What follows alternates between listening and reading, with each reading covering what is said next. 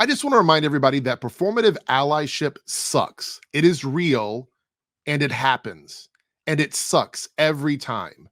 Rainbow capitalism, pink capitalism, homo capitalism, this idea that these corporations have our best interest in mind and in heart is false. They are appropriating and profiting off of gay people, off of trans people, off of queer people. This is something you just have to be aware of. I'm not saying you don't buy the merchandise, don't get the rainbow t-shirt, don't get the pride stuff from. I'm not saying that. Just understand that they are not our friends. They're not real allies. They're not in the trenches fighting and being activists. They're not. They are not. And nothing said that louder to us than what happened with Target earlier this year. And if you don't remember, here's the crash course. Target put out their Pride merchandise like they've been doing for a very long time. They had a bunch of bigots, pundits, people like that coming in to their stores and destroying property. I think they've done it a couple years now, but the last round of it was really rough. Coming into stores, destroying property, being vandals, things like that. All under the guise of doing some sort of greater good. And what did Target do here in this situation to stop this? Well, they simply said, we're not real allies. It's too hard to be real allies. So we're going to take all of that Pride merchandise and show gay people that we have their backs by moving it to the back of the store. That's what they said. And this was, to me, a very obvious, like, this is rainbow capitalism. This is fake allyship. And the reason why you should look at it that way is because you cannot expect a company the size of Target or Walmart or any of these other brands to force their employees to be activists. No one should be put in that position. No one should be working minimum wage in a store and have a corporation that does not have their best interest in mind. And what I mean by that is actually protecting them, doing the right thing, paying for extra security, doing all the things that would be necessary to be true allies would mean spending a little bit of money to make sure that those products are available for a marginalized community or for other allies of that marginal community. That is what should have been done. You can't expect your hourly employees to just put up with being harassed and stuff like that in your stores and forcing them to be activists when they're just trying to put food on their table. These companies cannot and will not ever truly commit to being true allies. Fully commit to that. They just will not. It will not happen. And as long as you're aware of that, then we're good. Then we're good. I've got more to say about this, but there's a clip here we're going to watch from the CEO of Target talking about this in detail. And pretty much says that if you come in and you terrorize our stores, we're just going to close them or we're going to do what you want. Let's listen to this clip and then we're going to talk about this. Okay, Brian, let's talk about an issue that we have not discussed in an interview since the backlash that came through following the Pride activities. And that was what was happening in the store from a merchandising perspective, from a messaging perspective. There was a huge backlash against Target. What happened? Can you want to lay it out? Because you and I haven't had a real conversation about this yet. Well, why don't we step back? So this is my 10th holiday season at Target. You and I have been talking almost every quarter. This is corporate nonsense. He is rewinding it to AstroTurf his answer. This is always a big red flag when a corporation, somebody speaking for a corporation goes, hey, I'm not going to address a direct answer to your question. Let's go back and sort of put a little marshmallow fluff down. So when I step all over you, it doesn't hurt so much. Let's keep going. During those 10 years. And, you know, I've seen natural disasters. We've seen the impact of COVID leading into the pandemic, some of the violence that took place after George Floyd's murder. But I would tell you, Becky, what I saw back in May is the first time since I've been in this job where I had store team members saying it's not safe to come to work. Okay, I want to make this very clear to everyone what he is doing here. He is blaming the gay community, the trans community. He is blaming us for the terrorism to the stores. It is our fault now. It is our fault that they decided to put out Pride merch and they got backlash for it. It's our fault. Worse than natural disasters, worse than COVID, worse than the death of someone. This is our fault as a community that they were fake allies. And that is why it happened. This is what he's saying. What was happening to them? Very aggressive behavior at store level, lots of threats, product being destroyed, point of sale being disrupted. And when we started to hear that, we knew we had to take action. We had to prioritize the safety of our teams. And I knew personally this was not going to be well received, but we had to prioritize the safety of the team. Which I want to put this out there. I think safety is absolutely important. This is not me saying, hey, you know, they should have just ignored it or whatever.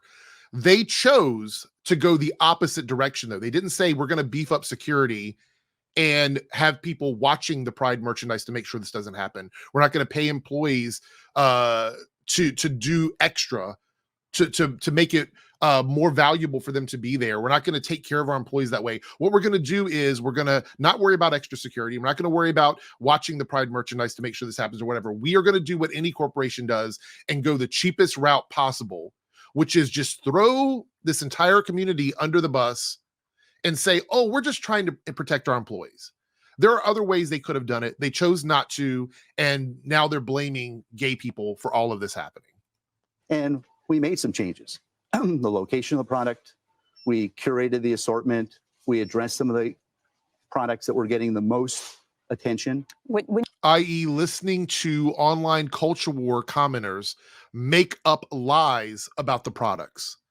Outright lies about what the products were, saying that adult merchandise was there for children, et cetera, et cetera. It was a bunch of lies. You say safety of the team and aggressive behavior. What were some examples of this? These are people who did not like that you had Pride merchandise that was out, and they came in and they said what? Well, they were very, again, aggressive with our team members.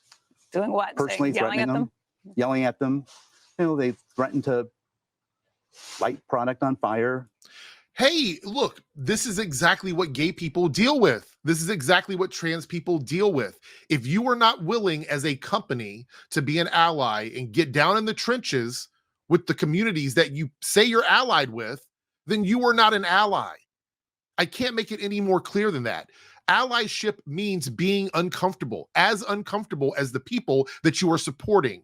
So the minute you start to feel the heat of that community and what happens to them, and you go, you know what, I'm out. That is privilege. That is the privilege of not having to be an actual member of that community. This is why corporations should never do performative allyship. They should never do it. They should never get engaged in it, because they can never, ever expect their employees to be forced into activism or to be forced into those positions. Guess what? Some of the employees at Target who are being harassed and targeted are queer people. They are people that deal with this every day. And you showed them as a corporation that you don't have their back either. And I know this is one of those situations where people are going to have a difference of opinion, and I'm okay with that. But in my opinion, the pushback from the company should have been more security and more safety for their employees by standing up for this, not pulling away from it. In the store. In the store. So, very aggressive behavior.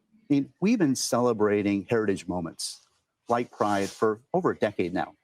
We've never seen that kind of response. See, again, blaming gay people with this is one of those dog whistling, oh, it's gay people's fault. We've been doing this for 10 years, but the minute we try to do something for gay people, we've never seen that response. So it must be them. But let me just tell you from the outside, for somebody who was not here, people said, look, there are bathing suits that are transgender bathing suits that are being targeted and marketed to kids. There is That's not true. A guy who you're working with, a designer who, I don't know, was a devil worshiper with some of the things. What did you find? What would you say back to some of those criticisms? I am very much comfortable saying that people can practice whatever religion they want. If somebody was truly a devil worshiper, as much as I don't agree with it, as much as I would never do it, it's not my religion. It's not my choice. My choice can be not to buy products from someone if I don't agree with, something they're doing. I would not invoke terrorism on a store because of that. I would not do that. Well, I think you and I both know those weren't true. But in the moment, we said the best thing for us to do is address the issue. We can't Right. So instead of coming out and fighting back against fake stories, fake news, pushing back against that as a company and going, these are not true. We stand by this. We're going to show you this is the truth, et cetera, et cetera. Instead of doing that, you guys were completely silent about it. Completely silent, while Alex Stein and all these other people went into Targets and misrepresented your merchandise. Instead of, like, I don't know, getting queer people to come in and talk about the merchandise and make, commercials, online commercials or ads or TikToks or Instagram reels or something showing what the products actually were. Instead of doing that and fighting back against it, you just pulled back. You did not even try to correct the fake stuff. You did not try. I looked around for it when this was happening. I wanted to make content on it, but you guys were absolutely silent about it. Combat each and every statement that's being made and do the right thing for our team, take the learning as we go forward. But it was a difficult time. But in the environment, we said, look, let's focus on de-escalating the issue, taking care of our team, celebrating the moment, and take the learning. Celebrating? What the fuck were you celebrating? Celebrating the fact that you pretended to be an ally? Nothing you're saying in this interview sounds like you gave a shit about queer people at all. Nothing in this little interview sounds like you even learned any lessons from this, except that when people terrorize our stores, we're going to do what they want, which is exactly what terrorists do it for. That's why they do it. They terrorize in order to get their way, and you gave that to them. Learning as we go forward. And we talked during a recent earnings call.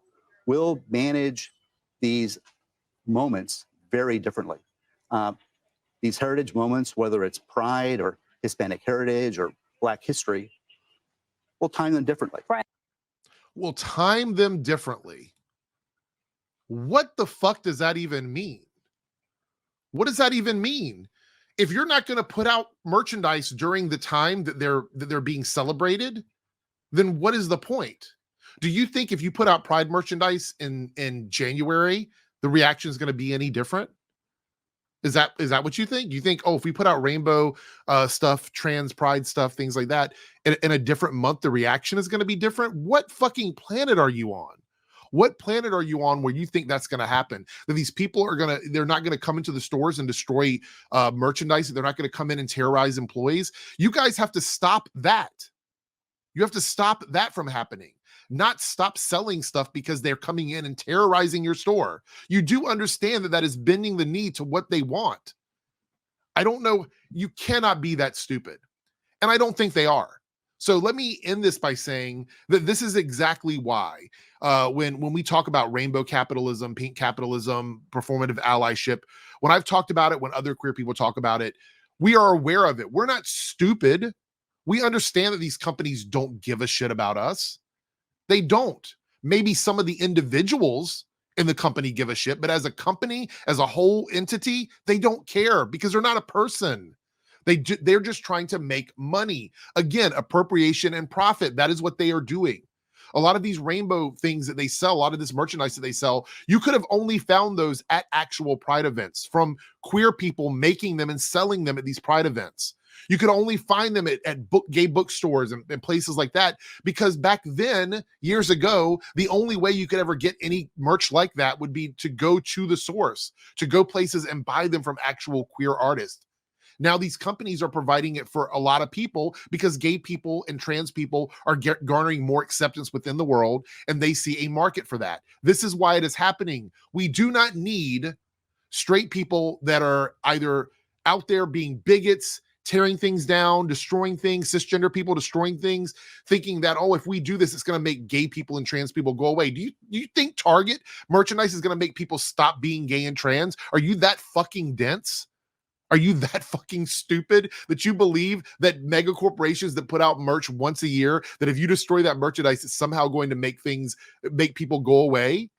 You're covering your eyes and your ears and going, I don't want to see it. That's all that is. That's all that is. We are fully aware of these corporations and how they function. And on the flip side of that, you have the concern trolls, the people that act like they're so concerned about stuff. They're so concerned about values and children and the sanctity of marriage and all of these dumbass fucking concerns that have not been hurt at all by any of this. At all. None of those situations are real. There's been studies that have done, it's not real. It's all, again, just concern trolling and virtue signaling and a bunch of dumb shit. Just be aware that performative activism is a thing. Be aware that these companies don't care about us. We're gonna have to wait and see what Target actually does come Pride Month next year to see where they stand on this. But I'm gonna go out on a limb here and say that either A, they're gonna just put it back out like they did before and hope that nobody cares, depending on what the climate is. Because last year, this past year, it was because of the Dylan Mulvaney stuff with Bud Light. Let's see if they go that far and go, oh, we're just going to put it out and see how it goes, or if they're going to just have their Pride merchandise online, which, by the way, most people shop online anyway. So there we go. The only thing the Pride merchandise helped people in stores was accessibility, ease of access when people come in, buying it while they're there, or for people in communities where having things delivered is more difficult. So it sucks for them, but more people buy stuff online. I purchased a bunch of Pride merchandise online this past season. It happens. You can go right now and buy Pride stuff. I bet you now, if I went to Target, I can buy Pride stuff from the Target website. I'm not going to look. I'm just going to guess. You guys can check it out for yourself. Bye.